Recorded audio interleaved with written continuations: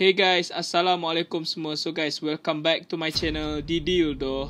Hari ni aku nak cerita 4 kisah seram yang pernah berlaku di KLIA. Okay, cerita dia bermula macam ni. Okay, dulu tapak KLIA ni adalah kawasan orang asli dan ladang kelapa sawit. KLIA ni secara rasmi dibuka kalau tak silap pada tahun 1998. Aku berumur 4 tahun pada masa itu. Sekarang aku tak tinggal tak jauh dari KLIA. Jadi adalah cerita yang aku tahu tentang KLIA ni dari sebuah-buah mulut orang-orang di sini. 4 kisah seram yang pernah berlaku di KLIA. Yang pertama, terdengar bunyi orang berjalan-jalan dan berlari-lari. Ini dari apa yang orang ceritakan kepada aku. Kisahnya di bilik maintenance staff. Di dalam bilik maintenance staff kita orang, dah ada ramai juga orang yang jumpa. Yang ini member aku, perempuan. Dia pernah nampak sesuatu semasa kerja shift malam. Ini masa tidur lah sebab we all on standby. Kalau tak ada masalah sistem, bolehlah tidur sampai pagi. Yang member aku jumpa ni, budak lelaki seorang diri di hujung tilam. Tengah duduk mencangkung menghadap dia di area kelopak mata tu putih macam lotong tu.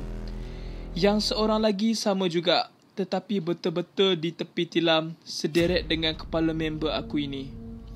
Member tercelik mata nak pusing masa tidur, tetapi tiba-tiba benda itu jenguk betul-betul depan muka member aku. Dia terkejut dan terus bangun, kejutkan member 2 orang lagi yang bekerja shift malam itu. Suruh alihkan tilam sebab terpaksa tidur dekat-dekat dengan budak-budak lelaki. Selepas dia baring di bahagian lain, masa diorang nak lelap semula, terdengar orang berjalan dan berlari-lari di tepi tilam member. Yang kedua, ada orang panggil nama aku, tapi ini aku ceritakan semula apa yang diorang ceritakan pada akulah. Okay, next di Gate C. Gate C ni dekat dengan Satellite Building. Tempat ni international departure. Siapa pernah naik flight international, dia tahulah kot. Kisahnya bermula ada satu malam itu sebelum puasa pada tahun 2007. Aku nak balik dah, tengah kemas-kemas gondola selepas recount duit. Kemudian aku pergilah jumpa member aku di Dunhill, menuju ke gate C31 ke C37. Masa itu flight Cathay Pacific CX0057 dah 1 jam lebih boarding.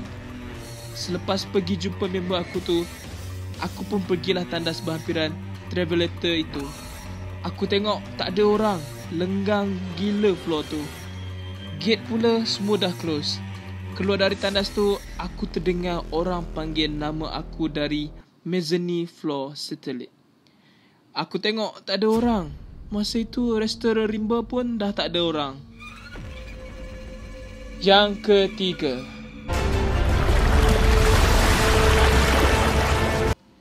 perempuan berambut panjang. Kisah ini di gate C17, jalan di sekitar KLIA. Korang pernah pergi KLIA? Jalan dia seram nak mampus. Siang ke malam ke, hai, banyak pokok-pokok yang membuatkan dia nampak seram. Cerita ni pun dah lama, tetapi masa tu KLIA buka dah. Terjadi pada saudara dia. Saya tak ingat saudara dia perempuan ataupun lelaki. Saya andaikan yang perempuan lah.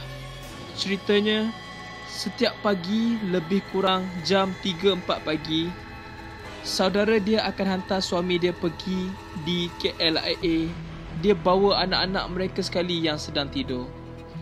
Jam 1 pagi, dalam perjalanan nak balik ke rumah selepas menghantar suaminya, tiba-tiba ada seorang perempuan berambut panjang duduk di tempat duduk sebelah sambil memerhatikan dia. Memang dia kecut gila, tetapi dia maintain bawah kereta. Sepanjang jalan sampai ke rumah perempuan itu ada. Oh my god. Yang keempat, terjumpa hantu Apek di parking underground KLIA. Blok mana tak pasti, ada terjumpa hantu Apek di parking, meminta duit kecil nak bayar parking. Siasat punya siasat. Rupa-rupanya Apek itu dah mati bunuh diri di kawasan itu. Apek itu terjun bangunan dan orang yang bernasib tidak baik sahaja yang akan ditegur Apek ini.